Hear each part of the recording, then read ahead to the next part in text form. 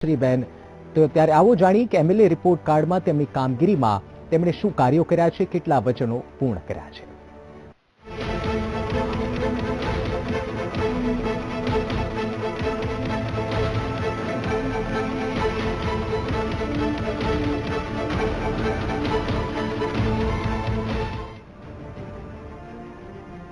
नाम तेजश्रीबेन दिलीपभाई पटेल, पक्ष कांग्रेस,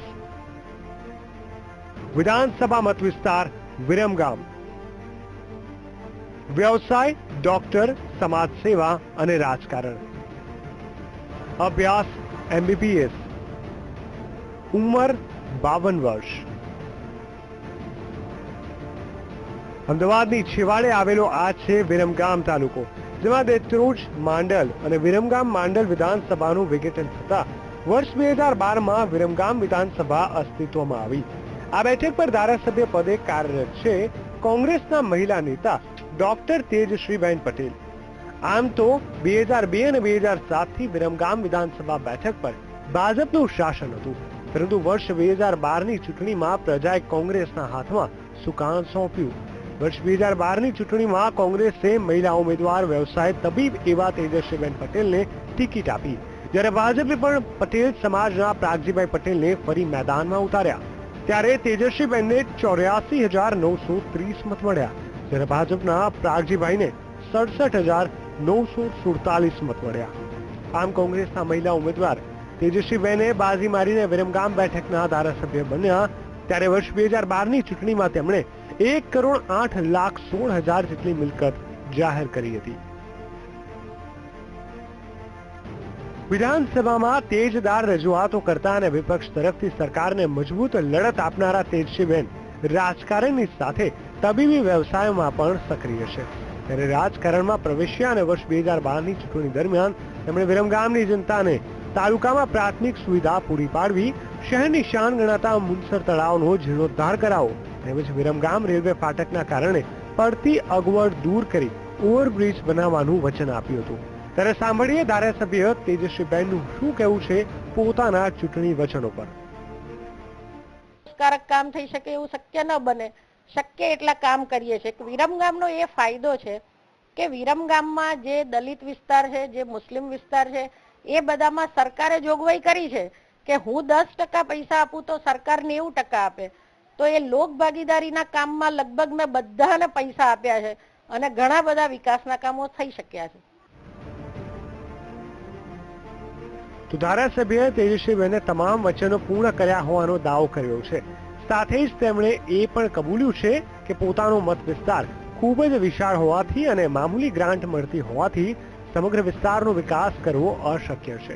ત્યારે ધારાસભ્ય પદે તેમને અત્યાર સુધીમાં પાડવાયેલી ગ્રાન્ટની વાત કરીએ તો વર્ષ 2012-13 માં તેમણે 50 લાખની ગ્રાન્ટ ફાળવાઈ હતી, જ્યારે તેમની દરખાસ્ત કરાયેલી રકમ 47,39,000 હતી, જેમાંથી 37,83,530 ની રકમ વપરાઈ, જ્યારે 12,16,470 ની રકમ વણ વપરાયેલી રહી। તો વર્ષ 2013-14 માં તેમને 1 કરોડની ગ્રાન્ટ ફળવાયેલી, જ્યારે તેમની દરખાસ્ત કરાયેલી રકમ 61,99,095 હતી, જેમાંથી 50 લાખની ગ્રાન્ટ વપરાઈ અને 50 લાખ ગ્રાન્ટની રકમ વણ વપરાયેલી રહી। વર્ષ 2014-15 માં તેમને 1 કરોડની ગ્રાન્ટ ફાળવાઈ, જ્યારે તેમની દરખાસ્ત કરાયેલી રકમ 1,19,35,000 હતી, જેમાંથી 1 કરોડની રકમ વપરાઈ। વર્ષ 2015-16 માં તેમને રૂપિયા 1 કરોડની ગ્રાન્ટ ફળવાયેલી, જ્યારે તેમની દરખાસ્ત કરાયેલી રકમ 1,50,09,890 હતી, જેમાંથી 99,53,500 ની રકમ વપરાઈ, જ્યારે 46,500 ની ગ્રાન્ટ પણ વપરાયેલી રહી। આમ તમામ ગ્રાન્ટ તેઓએ વિકાસના કામોમાં ખર્ચ કરી હોવાનું જણાવ્યું છે। જ્યારે તેમના પ્રતિસ્પર્ધી અને ભાજપના નેતાઓનું આ મામલે શું કહેવું છે તે હવે સાંભળીએ।